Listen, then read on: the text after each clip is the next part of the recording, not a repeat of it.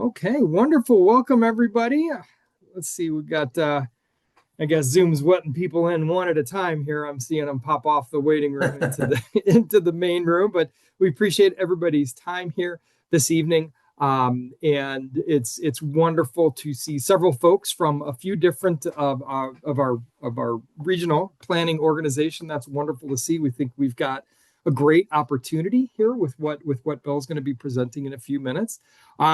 I did see a few new names registered, so that's wonderful to see some new folks as well as some folks who have been very active for a long time. So it's wonderful to see everybody. My name is Brian Schreiber. At some point here, I will change that name thing so you see my name rather than All Aboard Ohio. But my name is Brian Schreiber.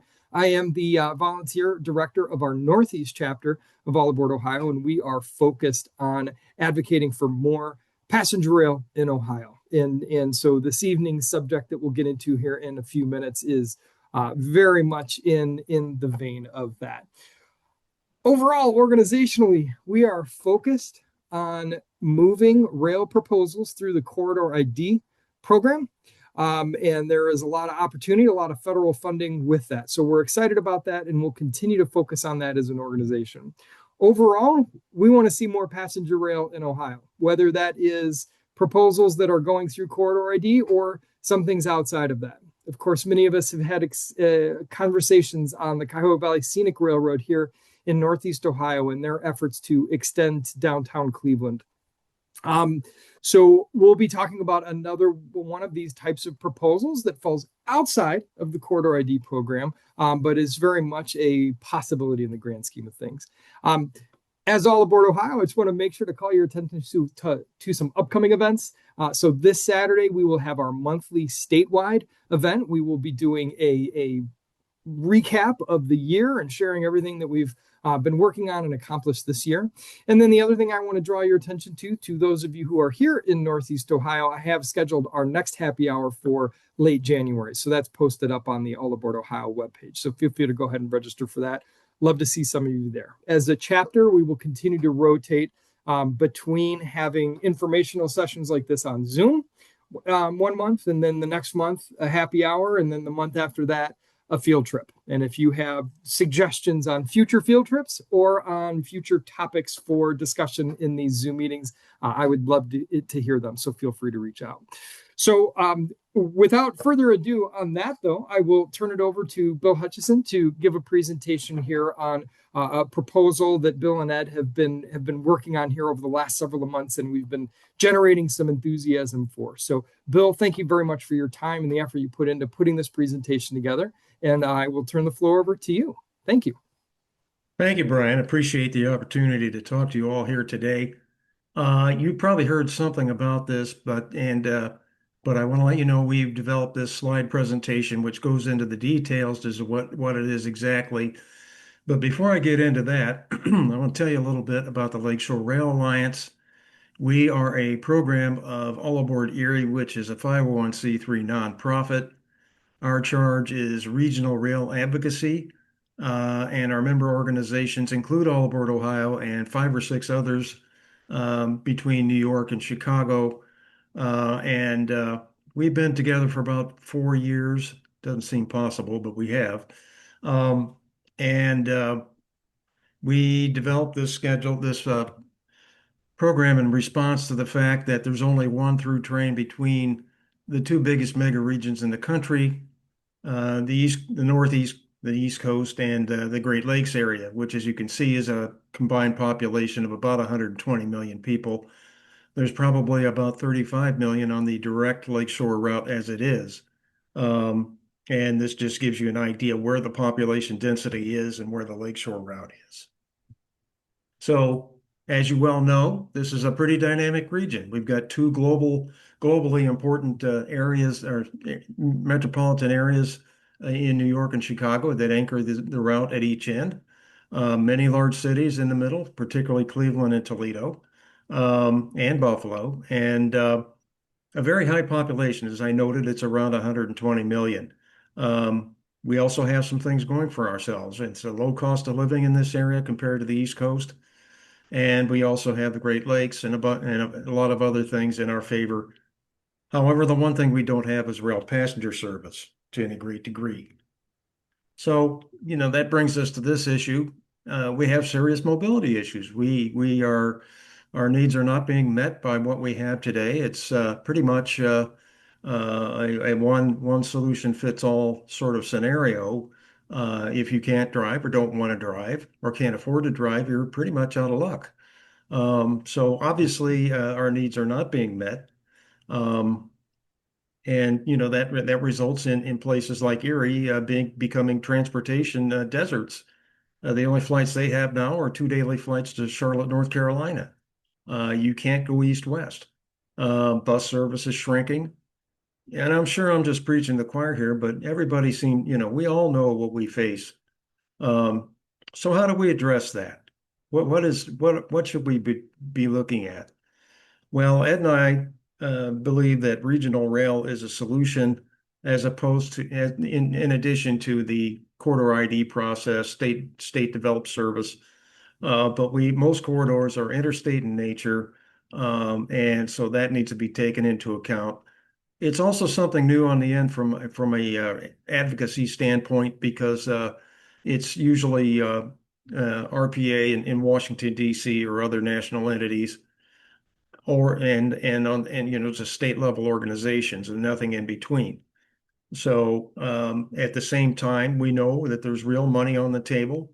There's still money to be dispersed through the Infrastructure Act that was passed 2 or 3 years ago, and public awareness has increased. The one thing that this proposal has brought out is that there is a lot of interest out there, and the question is, how do we capitalize on that?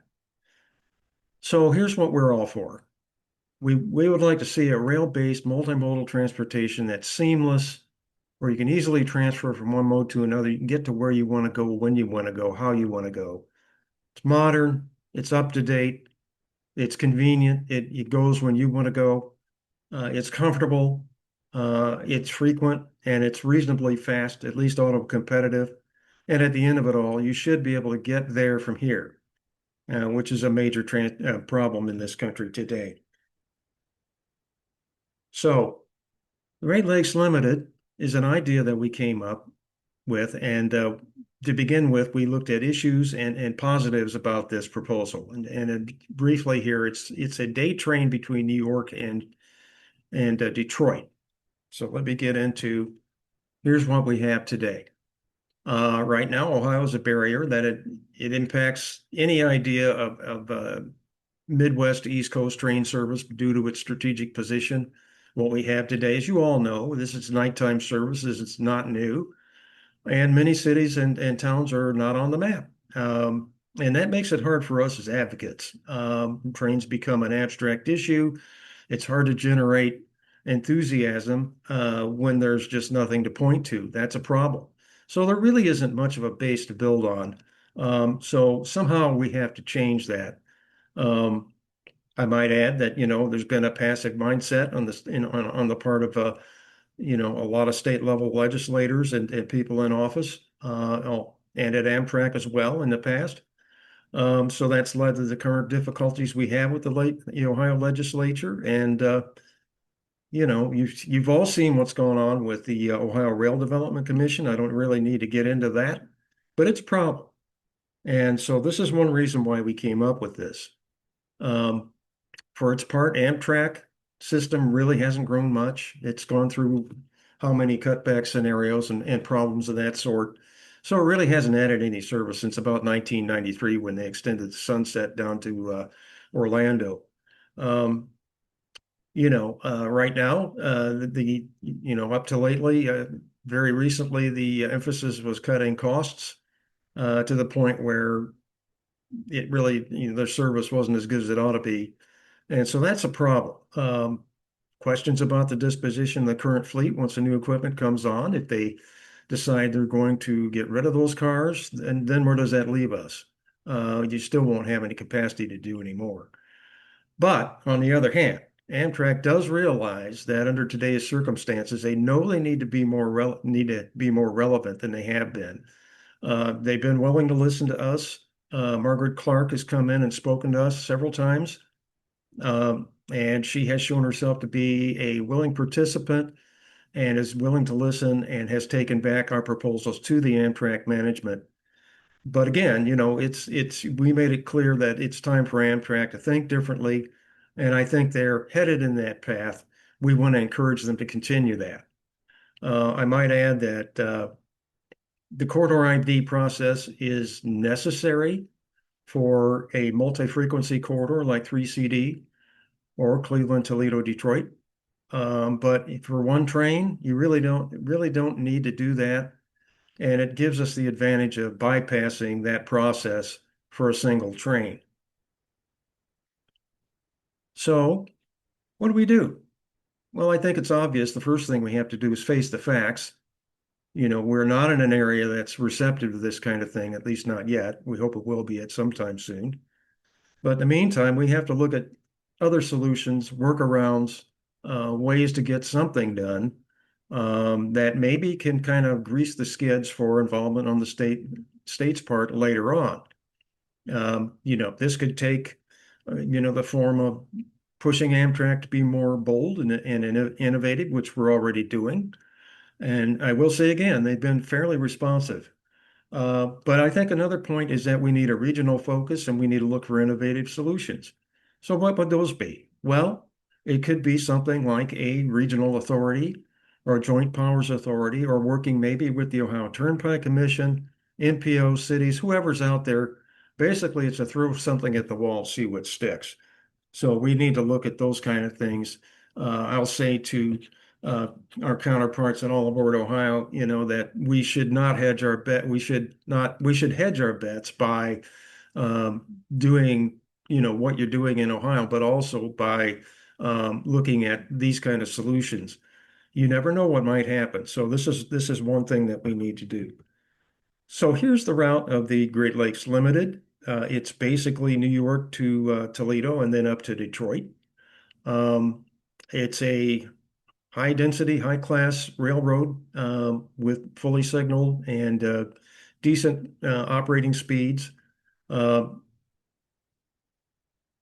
and we get to the question of why Detroit instead of Chicago? Well, we've got problems in Chicago with congestion. There's an issue there. There has not been Detroit to the service to the East Coast in quite some time, and that's been a desire on their part for a long, long time. Anecdotally, we hear that Amtrak reservation system is frequently getting calls for Detroit to New York. It's probably one of the highest requests that they get that isn't fulfilled. The other thing about this proposal, it would be a day train that would leave Detroit in the morning, pass through Toledo around 10, 9:30, 10 o'clock, and into Cleveland at about 11:30 or so. Buffalo would be about 3 p.m. and into New York about 11:30 or so, and vice versa. You'd leave New York early in the morning, make a morning run across upstate New York, into Cleveland probably around five-ish, and then into Toledo around seven, and into Detroit around 8:30 or 9. The beauty of this is that you only need two sets of equipment. You don't need diners, you don't need lounges. So just coaches and a cafe car. That's really all you need, plus locomotives. So, the way we look at it right now, possibly we could draw on, the Amfleet 2 cars that are big, that are going to be surplus as these new aero train sets come online. Might use those in an interim basis. Um, and I think it also helps and support the Cleveland, Toledo, Detroit corridor ID proposal. If you get a train running there, that's going to give you a lot of mojo there that's going to push you in the direction of getting that thing done and getting more frequencies. Um, I'll say here, one thing that we found that after Margaret Clark, the Amtrak government affairs rep, took this to the Amtrak management, we were told that they're going to give this a look. And so, the reason is that I don't know how many of you get Trains Magazine. There was an article in the September issue where an Amtrak official was saying that, they're looking for trains that are going to produce positive revenue. They want to break even on operating costs as soon as they possibly can, given the what goes on today in Washington. Um, so, the official was quoted as saying, "We know that all of our NEC departures produce positive cash flow." And then the catcher, and then he turned around and he said, "We're also going to look at some state-supported routes and national system routes where that might be the case as well, meaning they might put on additional service." So this is purely in coincidence with what we proposed. And we told Margaret, "I don't see another route out there that has this kind of potential." And I'll go so far as to say I think it would carry ridership at least as equal to the Lakeshore, maybe more. Ed thinks the same thing too. I think we're both alike on this, that we're kind of cautious. But boy, there's a lot to go on here. Okay, so again, this is a daytime train. No sleepers, no diners. It would use existing stations, would use existing servicing facilities. Um, You may end up having to do things at places like Elyria and Sandusky where you need to have both tracks accessible by passengers instead of shifting from one main track to another to serve the lone platform. This has this can be done fairly quickly. There's really no major capital costs involved.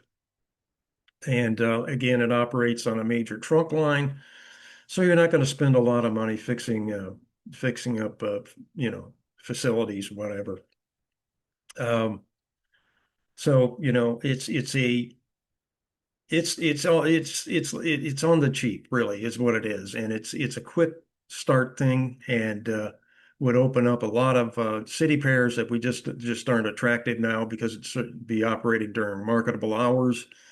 And by that token, you could have connecting buses, you could have connections with local transit, connect to the RTA at daylight hours.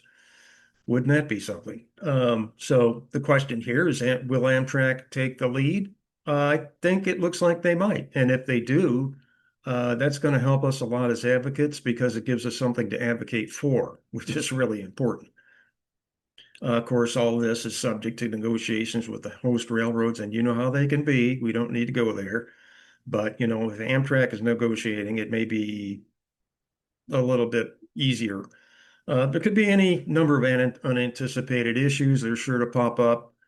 And at the bottom of it, we need to make sure that the role of Congress is that they support this and push Amtrak in this direction and offer to help Amtrak in the future. We have been talking to several legislators, and the reception we've gotten has been uniformly good. We've had absolutely great responses from David Joyce and others. So it's been very, very positive.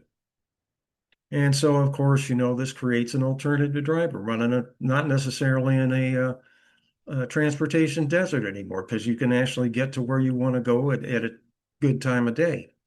Um, every point on the Lakeshore route would now have daytime service. We haven't had that since forever. I don't think we ever, there's places on that route that never did have daytime trains. Um, you could do Detroit-Toledo-Cleveland in one day. You could go from Detroit to Cleveland and back, go to the Rock and Roll Hall of Fame, go to a game, see the sights, take a ride on a Good Time 3. Um, it'd be the first direct Detroit to East Coast service since at least the late 1970s. And that would be a major, major accomplishment. You'd get a great morning run across upstate New York, so you could do one-day trips between places like Albany and Schenectady to Utica, Syracuse, Rochester, or Buffalo and back. Um, the Empire State Passenger Association, they love this idea because now they know they're going to get an afternoon train from Buffalo east, which they haven't had since COVID. The last train of the day to New York leaves Depew at 12:30 or so. So there's those things. And again, we'd be connecting with local transit. So those are important arguments for it. And this is kind of a quickie. I don't know if you can see this very well. The option one schedule going west is probably the best because you'd have that morning run. You'd be into Buffalo about 1:30. Cleveland again would be around 5. Toledo at about 7:15, and then Detroit would be around 8:30. And I can't see the other direction because my face is in the way. But generally, it would leave Detroit about 8:30 in the morning. Uh, Toledo would be about 10. Cleveland would be about noon. And Buffalo would be around 3 and into New York at around 11:30, 11:45. Again, just 2 sets of equipment. So here's what we need to do next. We really need help with this. We have seen the enthusiasm for this thing just take off to the point where we're having a hard time keeping up with it. I'm speaking for myself. I've had at least 15 to 20 meetings and Zoom calls in the last month. Almost every day, there's something going on. And obviously, we all need, where our time is precious, we all have things we have to do. But I want to say, if we want to make this kind of thing work, people need to step up and get their hands dirty, either by volunteering or bringing other people in or donating. Again, we are a program of All Aboard Erie. You can make donations there if you wish. It's allaboarderie.net. All Aboard Erie is one word. There's going to be more outreach to NPOs, cities, and other people of importance in the coming year. I don't need to go into a great deal of detail on that, except to say that the NPOs that we've talked to have been very supportive. That would be NOACA and the Sandusky MPO. And I think we had a little dialogue with Temacog, but not a whole lot yet. But an important part of this is we need to work with members of Congress. We need to get them on board with this so that they can tell Amtrak that they support the idea and that they would be there to support Amtrak in that regard, but with projects, whatever needs to be done. There is some question at Amtrak and elsewhere whether this is considered to be a new long distance route. And if that's the case, then Congress has to approve it. But really, folks, if they think the thing's going to make money, do you think they'd turn it down? I don't think so. So we're going to keep up the dialogue with Amtrak. We're off to a great start with Margaret Clark, who is very, very open. I think she should be invited to any events that are in the Toledo area or in Cleveland or anywhere in Ohio. She's very open to dialogue. And again, push workarounds, the joint powers authorities, regional authorities, so forth and so on, and focus regionally as a workaround to state level initiatives. I think you can do both. I think we can chew gum and walk at the same time here. So that's it. Let's break through the barrier. Let's get this done. Again, we need help. It's not going to happen if it's just Bill wandering around out there in the transportation desert trying to make things happen. We've got to get together on this. This is why we're here as advocates. So I urge you all to offer to help in whatever way you can. And I want to make a note here that Brian here has really stepped up to the plate. He's going to be an integral part of this, and I appreciate your interest, Brian. Thank you. So I think that's about it, folks. Yeah. Sure. And maybe one thing you could talk about, we've got folks from Youngstown and from Akron and from Canton on the phone. Maybe just briefly talk about your proposal for the Amtrak Throughway. And in fact, maybe if you stop sharing while you're talking about it, I have a slide that has that I can bring up too. Yeah, let me get off there. Okay. Maybe just talk about it a little bit and I'll work on it. Yeah, I mean, we did foresee that there should be throughway bus connections to places like Youngstown, Pittsburgh, Akron, Canton. Really, we're talking about, even with just one train, we're talking about developing a system, and this would be the first step to do that. So yes, absolutely. That would be, I think, just as important as the train itself. So I would say, yeah, we're definitely interested in any kind of discussion on that. See if this wants to cooperate. All right, maybe just Can I chime in on a couple things, Bill? normal. Bill, Yeah, can I sure. chime in on a couple things? Yeah. Yeah. I just I wanted just mention that there technically there's actually no specific prohibition in Amtrak's enabling legislation on starting new long distance routes, but they will want to get congressional approval, as they should. The other thing is there may very well not be a lot of infrastructure improvements that are necessary, but at the same time, we would like to see whatever infrastructure improvements, if any, are required that will allow this train to achieve a very high on-time performance, because we don't want to anger and embarrass any of the congressional representatives that are getting behind this, and it needs to be reliable. It can't be like the Floridian. No. Oh, there we are. Yeah, there you go. Erie down to Pittsburgh,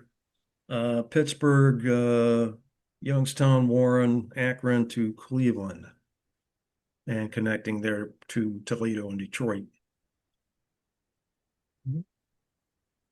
One of the questions I've gotten in when people see this schedule, they say, hey, why do we have buses going from both Erie and Cleveland to Pittsburgh? And so the idea there is that the Erie to Pittsburgh is for trains, going to upstate New York and New York City going that direction. And then the bus connection to Cleveland is for things going to Toledo, Detroit, and that direction, and vice versa. So that's one question that's come up a few times. Of course, the bus to Pittsburgh from Cleveland could go via Youngstown. We want to make clear all of these things are proposals that would be a part of the study and investigation in this. But this is what that bus schedule could look like, a throughway bus schedule for getting folks from other areas onto that. Let's see. As I think through some of the other questions that have come in, there is in corridor ID, there is a proposal for a Cleveland, Toledo, Detroit train. And so someone might look at this and say, well, hey, what's different about this? Is this the same? Do we need both?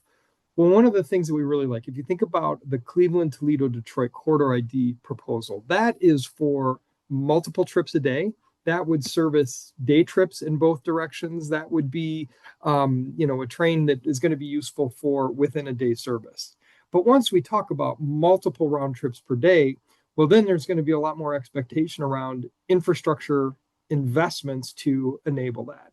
So the bridge over Sandusky Bay, there's probably some additional capacity that would be needed there. The bridge over the Maumee River near Toledo, there's probably going to be additional capacity there. As Bill mentioned earlier, the way the stations are laid out in Elyria and Sandusky today, it is very unlikely that freight railroads would approve any more train stopping there. So something like corridor ID would absolutely necessitate infrastructure investments to add an additional platform is the most likely solution at both of those stations to enable more trains. So really what we're thinking about with this long distance service is more, let's just get some trains in Ohio during the day, and not because the service is running late, so that we have something to point to that people can use and build that political coalition. Let's see. So Jennifer's got her hand up. Jennifer, go ahead with your question. Thank you. Thank you, Brian, and everyone, for this really exciting proposal. Any of us train aficionados would really look forward to this. I'm sorry to hear your comments about the Floridian. I took the Floridian and I loved it, and I'm hoping to do it again. I understand there are delays. But here's my question. When you talk about congressional support, and I know you guys don't want to be partisan in any way, you want to reach out to all parties, but if you could give us maybe some type of an overview of where the partisan obstacles lie, whether it's at the state level. I remember that Governor Kasich famously said when he got Obama stimulus funds, Ohioans like to drive, they don't want to go on trains. And he gave up the money to expand the rail network in Ohio. So that would seem to me like a Republican thing. But where does the support at the state level and the national level stand? So if you want us to get involved with our congressional constituencies, where's the most, meaningful or effective part of the legislature to push on? Is there resistance from any particular party? Is it truly nonpartisan? Because you get the impression. That's a great question. Jennifer, and I think there's two different parts. And so I'd love to have Bill or Ed talk about some of the conversations they've had Sure. specific Sure. to this proposal, and then I'll Yeah. talk about more at a state level. Okay, Yeah, I thanks. think that, in Congress in particular, in the national level, rail passenger service seems to be a bipartisan issue. There isn't a lot of opposition. There's always a couple of people out there, but overall, and especially the offices that we've contacted, that's Congressman Kelly up in Erie and Dave Joyce in Lake County here. They're both Republicans, and they've both been very, very receptive. We are in a dialogue with one of Joyce's staffers at this time. And the Democrats are supportive.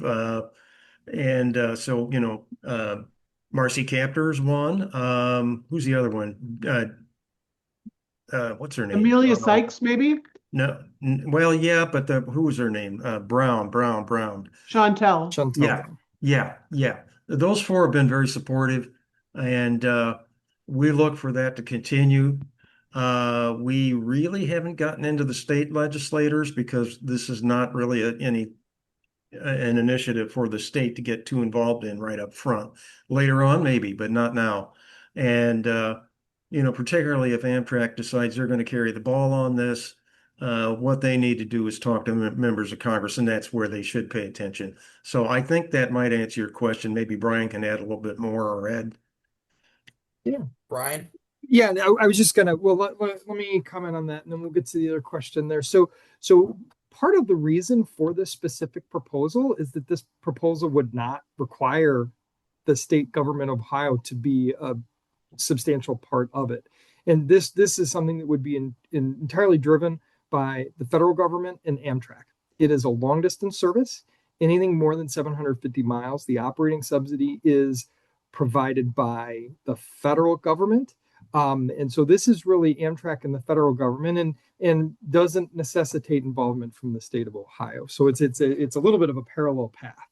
Now, back to state government, I think getting to the heart of some of your question, Jennifer, is that at the state level, when we look at, for example, the corridor ID program, so the 3C&D route, the Cleveland, Detroit, kind of daytime, multiple rounds a day, that is something that almost certainly will require the cooperation of the state government of Ohio. And that is so what we as All Aboard Ohio are actively advocating for. And today, the picture is that in the Ohio House of Representatives, passenger rail service and expanding it does have bipartisan support.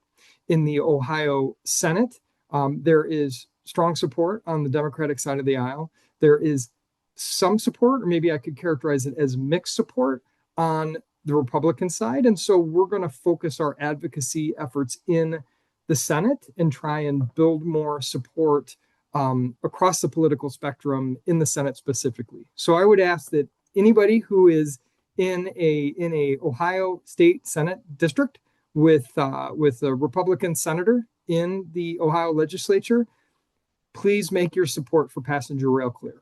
Right. There is some reason to believe that Senator Reineke is more supportive of passenger rail, and so it's exciting to see the potential for him becoming the next Senate leader. So there's still work to be done there, but I think, Jennifer, that probably helps some of the specifics of your question.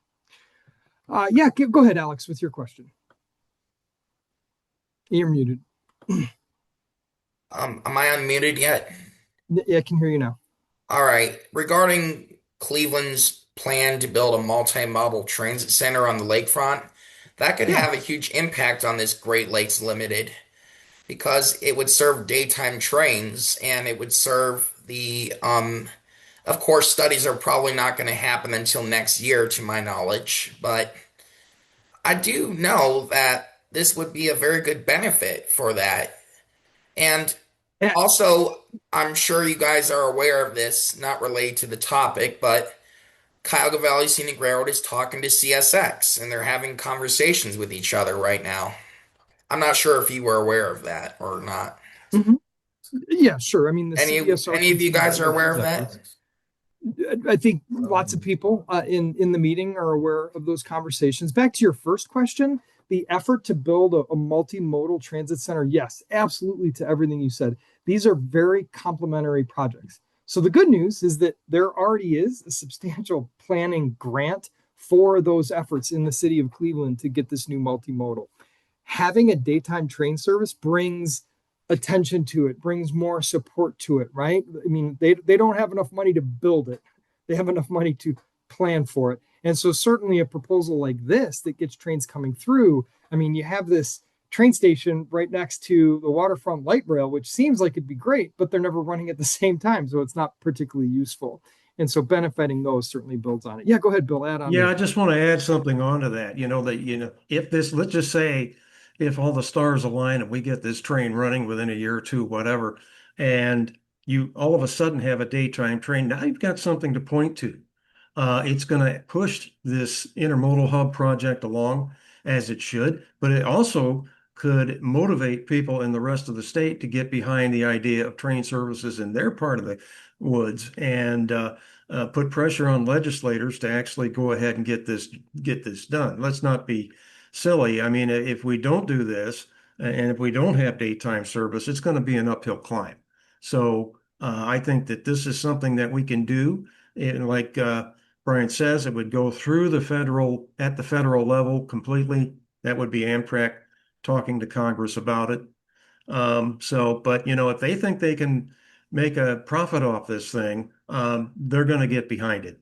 So we'll just see how that plays out. And honestly, I can't see another route around the country that would have the kind of potential this one would.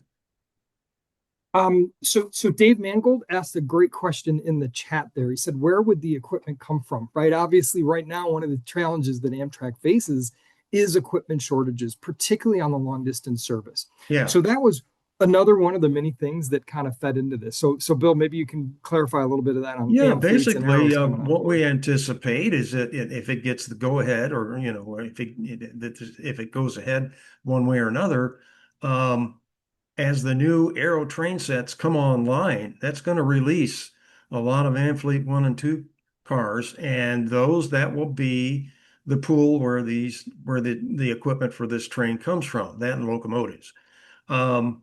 Again, we only need coaches and cafe cars. We don't need sleepers. We don't need diners. It's pretty bare bones, but we don't see it as a problem as this new equipment comes on. Youngstown, go ahead with your question.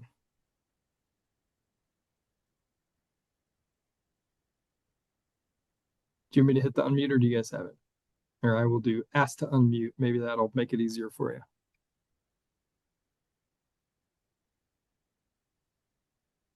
you. Let's see. Or well, there we go. Now we could. Yep, yeah. Gotcha, Mary. Thank you. Yeah. Okay. Sorry. We're really excited about this whole grassroots effort, and this has come a long way. And I think here in Youngstown, a couple of us have been regularly going to our MPO meetings, and so I think we could get a hold of our planning authority, which is called Eastgate here, probably in the next month or so. And but a little bit of a different comment. I know this would be in the planning phase, but could you speak a little bit about a stop in Ashtabula? Because it seems to me like from Youngstown, we could just go right up to Ashtabula and avoid Cleveland. Yeah, let's avoid Cleveland. Yeah, I like that. Sounded funny. No, I like Cleveland a lot. It's just as crow flies, it makes more sense. Yeah, no, absolutely. We have been in discussions with Tim Minier, who is the city manager up there in Ashtabula, and he's all over it. He's like, what can we do? So yes, that opens up the possibility of additional stops at places like Dunkirk, New York, Ashtabula, Ohio. So you could see that. Yeah, very well. And Amtrak or Ashtabula, I think, is going to see that as an economic development tool to revitalize the area around where the station was. So yeah, we're well aware of that. Yeah, so we'll let you know what happens on that front. Let's see. think we've hit most of the questions in the chat. Just, we talked about the message from, message on AM fleets, right? Brian, we had one more question. Oh, yeah, go ahead, Mary. Sorry. No, go ahead. You're fine, Mary. Go ahead with your question. We'll build a new train station for Amtrak. What's that? Where? Would Ashtabula have to build a brand new train station for Amtrak? They probably would. It would probably be that they would go for some kind of funding, maybe through the Appalachian Commission or some other entity, request through Congress. That's Joyce's district. He's pro-rail. He could go to, get something through Congress. So there are different ways to approach this, but Amtrak, I don't think, would be asked to pay for the cost of that. That's not normally, I don't think, how that stuff works. And kind of back to your previous question, Mary and Youngstown team, if we're able to get a meeting facilitated with the MPO in Youngstown, that would be appreciated. Bring this to our attention and see what support we can get them. Okay. I mean, like I said, we have a relationship with them, and if that's something you all want to be invited to, that would be even better. Yep, that'd be interesting. Brian, can I add one more thing? Sure. We have been talking to people at NY-NYC, and apparently they want to revisit the applications they made here back in, late 23 for the corridor ID. And they had 3 routes: Buffalo, Cleveland, Pittsburgh, Cleveland, and Cleveland, Chicago. They want to do it again. I think they want to do the 2 routes to the east, going to Pittsburgh and Buffalo. They are looking for a state sponsor for that. And we're trying to link them up with people in Pennsylvania at PennDOT and state government, and to see if Pennsylvania be willing to sponsor it. I asked a question. I was up in New York and talked to the head of the rail agency up there at a meeting, and he stated that they would support the application but won't lead on it. So it has to come from somewhere else. Ohio won't do anything, we know. So we're hoping that Pennsylvania will step up and on these 2 routes, and that would also help you there in Youngstown, as we're not just talking about the Lakeshore route, although that's our primary objective at this point. But certainly we're aware that Pittsburgh to Cleveland should be a major corridor. And those specific routes would be very complementary of what is being proposed here in a long distance. Yeah. One question. Yeah, go ahead, Alex.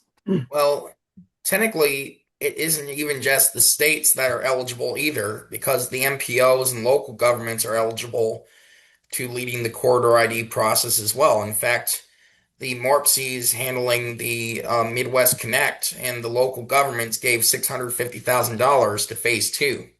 So, in fact, for the Fed-State Partnership for Interstate Passenger Rail, as I've said before, they are eligible to that program as well. So, states are not the only ones eligible to apply for passenger rail expansion grants of the Fed-State Partnership for Interstate Passenger Rail. So, technically, there is a scenario where all the local governments work together and apply to build construction grants or planning grants. Yeah. And so under the federal law, that's technically correct. NY-NYC did apply for these routes through the corridor ID the first time around. And we believe that the primary reason they didn't get approved is because the state wasn't sponsoring them. So even though technically that's a possibility under the law, our experience has shown us that a individual MPO without the backing of a state government is unlikely to get approved by the federal government. So that's why our focus is going to continue to be focused on finding one of the states on the route to be either the lead sponsor or co-sponsor on that. So, well, except for the Midwest Connect, which was the case. So the city of Fort Wayne was the lead sponsor on that, and that's the reason that's the reason that got approved.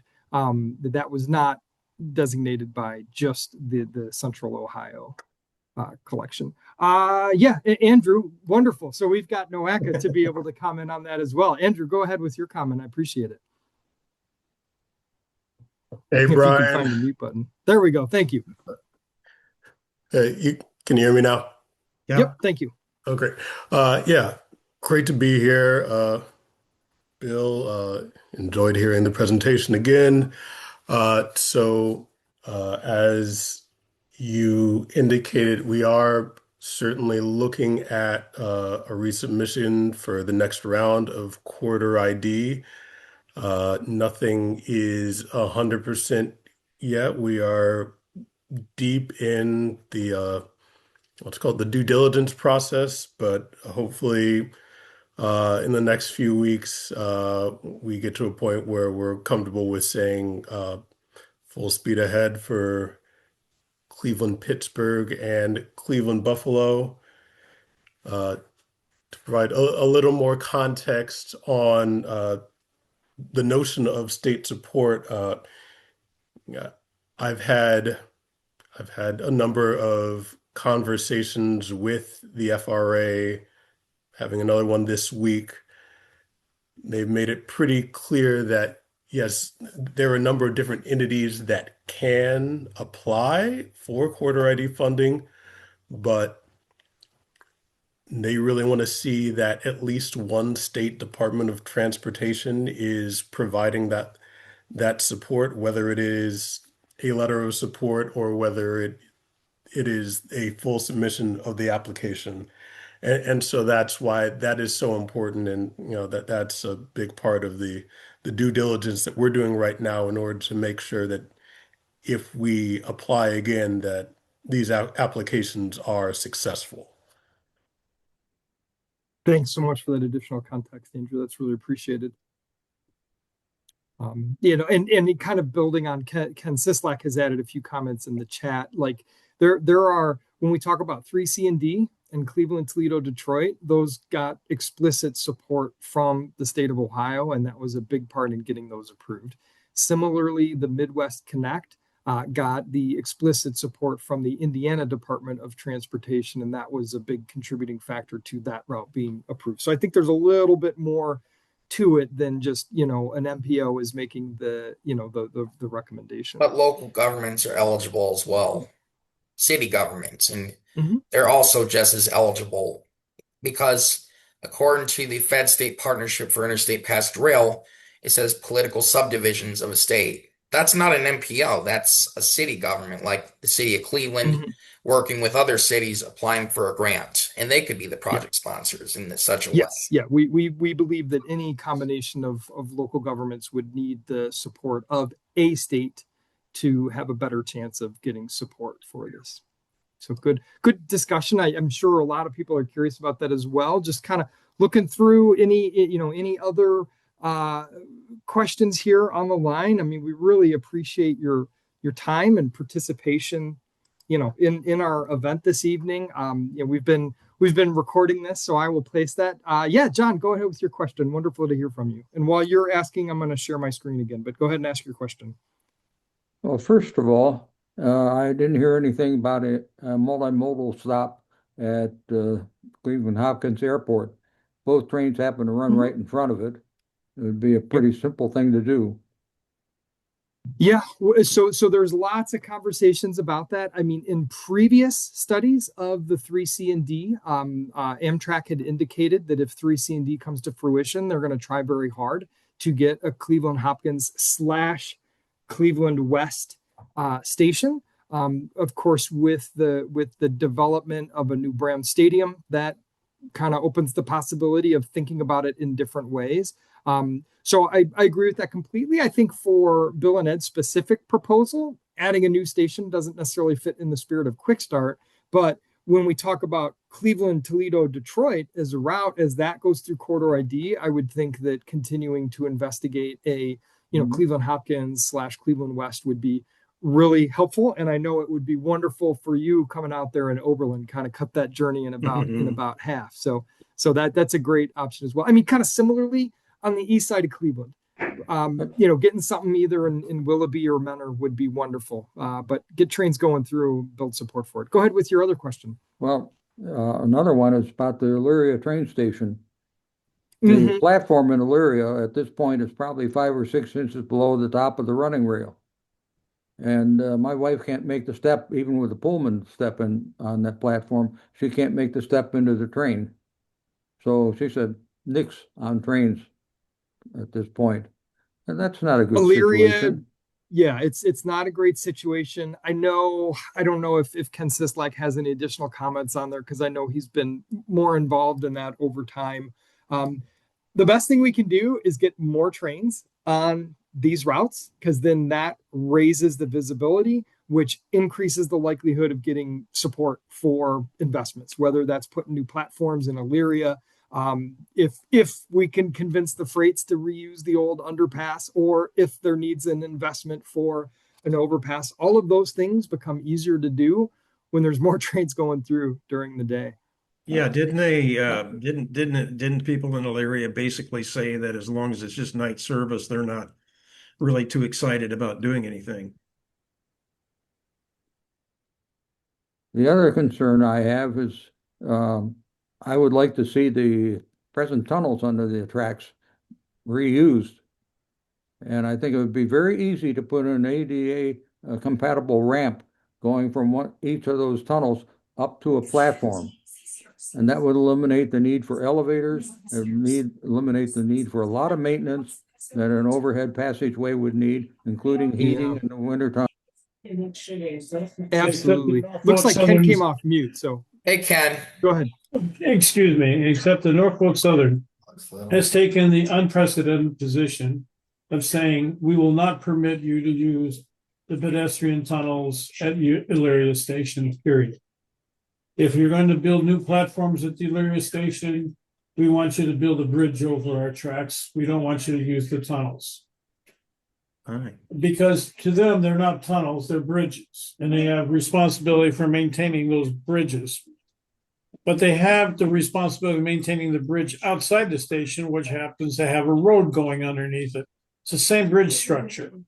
So Norfolk Southern has taken the position, no, you're not using those pedestrian tunnels anymore, ever again. And you'll have to build a new station overpass over our tracks.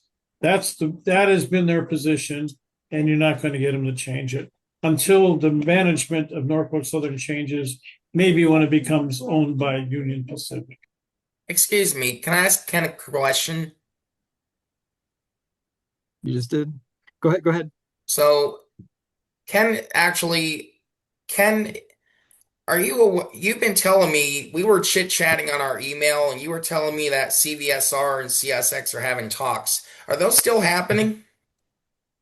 As I've told you multiple times, Micah, yes, they are. That's a good thing. And maybe it'll eventually lead to a point where, both railroads can come to agreement to mitigating liability eventually. Yeah, we hope so. So I want to make sure we get any other questions that are specific to Bill's proposal here. So Youngstown, I see your hand up. So if you've got another one on the Great Lakes Limited, love to hear it. Yes, just one more at the federal level. Terry has a question. Yeah, go ahead, Terry. Our USA senators stand on rail passenger service? Ohio. You're asking who you're asking? Morano. Well, so the team Youngstown is asking about. So I guess the way I would characterize it is that is not the place we are most likely to get support. We're going to focus our effort on the House. I think probably the House of Representatives is going to be more relevant to this specific conversation anyway. And we'll go from there and continue to work on them. But I think there's more support in the House.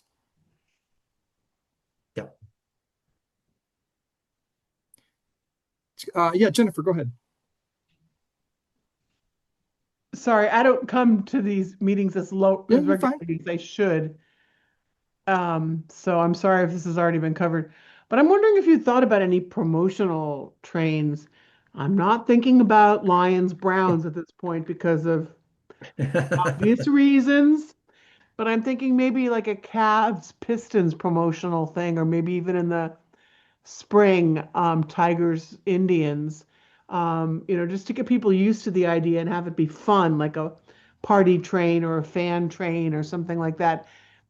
I know it would have to be run in conjunction with Amtrak, but is there any thinking about, doing anything promotional like that? Ken from Cuyahoga Valley Scenic Railroad knows, what we do with our railroads there, that we do the North Pole and get a ton of people when it's like event driven. So I wondered if you have been thinking about anything like that to kick it off or do something promotional.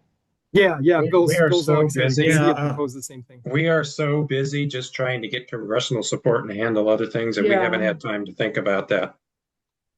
If this gets to the point, like I said, like Bill said, Amtrak is looking at this.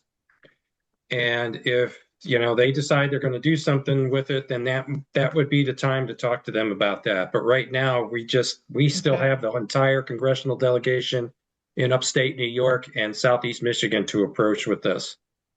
So, it's a great idea. I would love to see it, but that's kind of a back burner right now. yeah. The only thing I can add to that is that we did, I think, suggest the idea of as these new aero train sets migrate to the East Coast from Sacramento, where they're built, that they have open houses here in Ohio to show the public what a train is and what it looks like. And I'd like to see them do that in connection with Toledo's National Train Day event, which is on life support now. So I'm going to send a message to Margaret Clark in that regard at some point. But yeah, Ed's absolutely correct. We're going in 9 directions at once as it is now, and we just don't have the time for it. Now, if Amtrak thinks this is a good idea to make themselves look more relevant, fine, let's do it. Paul had a question. Go ahead, Paul. Actually, I wanted to comment on the Sure. suggestion about sports specials. I had a discussion with a friend who's not exactly a major Amtrak supporter about it, and he's actually a devil's advocate. And he said, I think the consensus is that Cleveland-Pittsburgh or Columbus-Ann Arbor is probably not a long enough distance to make it worthwhile when you're trying to fill a 100,000 seat stadium, and you can, 700 passengers is like 1%, and it makes more sense if you're going to run a train like Cleveland to Chicago or Green Bay or Cleveland to Philadelphia. It has to be like 8 hours or longer to make it really worthwhile. And I think buses can fill the gap between Cleveland and Pittsburgh far too easily to make it, because I was thinking the same thing, but I think he's probably right that to make a significant difference and sell tickets, because I thought about a Super Bowl train from Philly to New Orleans last year, and then I found out the average ticket price is $5,000, and those people aren't going to sit up in a coach all night to go to New Orleans. Yeah. I'll point out that our friends in North Carolina and their service from Raleigh to Charlotte, they get a lot of NFL fans on those trains, and they get a lot of college supporters on those trains. So I think all of those are valid parts of the piece. And just a lot of people need to get around the state, and this is a way we can help them do that. So, but anyway, Bill, thank you very much for giving this presentation. Everybody who spent some of your Monday evening with us, we really appreciate your time. We did hit record on this, so I'll work on getting that cleaned up and get it posted to the All Aboard YouTube channel. I hope we see some of you Saturday morning at the statewide call. So go ahead and register for that on the All Aboard Ohio webpage if you haven't yet. For those of you who are a little bit closer into Cleveland, if you want to join us for a happy hour in late January, we've got that posted up on the webpage. And then our next Zoom session, I am working with some folks on a transit-oriented development as a means of RTA revenue enhancement for like a late February, March meeting. So love to have your participation in that as well. We'll keep you posted as we get that scheduled. So thank you very much for your time, for the wonderful dialogue in the chat. And it was good to see everybody. Have a good rest of your evening. Thank you. Thank you.